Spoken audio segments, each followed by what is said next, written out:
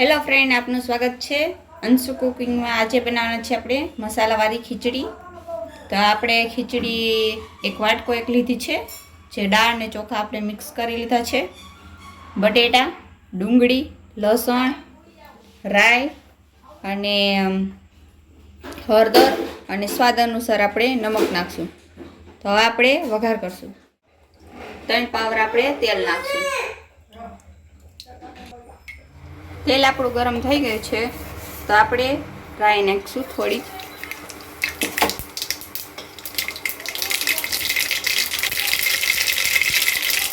7 થી 8 કળી આપણે લસણ નાખશું।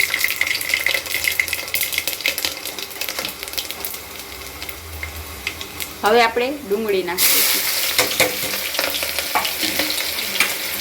સારી રીતે હલાવી લઈશું।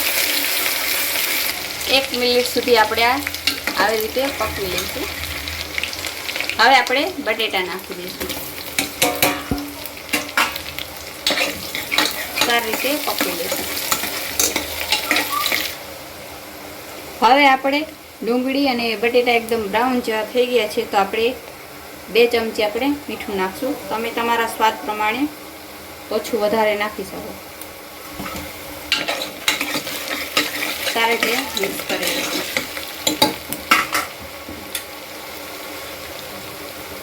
હવે આપણે 1 ચમચી હળદર નાખશું। સારી રીતે મિક્સ કરી લઈશું। હવે આપણે 2 ગ્લાસ પાણી નાખશું। આપણે 2 ગ્લાસ પાણી નાખી દીધું છે। હવે આપણે ખીચડીને ધોઈ લઈશું। હવે આપણે ખીચડી આની અંદર નાખી દઈશું।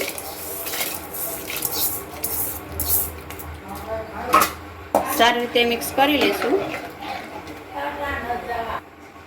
હવે આપણે 3 થી 4 સીટી લગાવી દઈશું અને ખીચડીને આપણે એકદમ આછી જ રાખશું। 3 થી 4 સીટી થઈ ગઈ છે, તો હવે આપણી ખીચડી બનીને તૈયાર છે। તો હવે આપણે જોઈ લઈશું।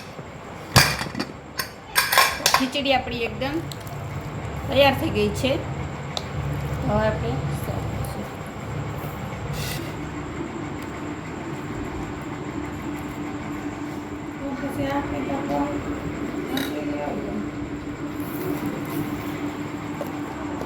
થોડું ઘી નાખશું।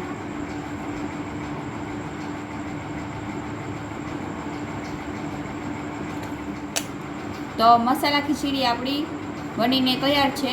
આવી અવનવી રેસીપી માટે અમારી ચેનલને અંશુ કુકિંગને લાઈક કરજો, શેર કરજો, સબસ્ક્રાઈબ કરજો। ધન્યવાદ।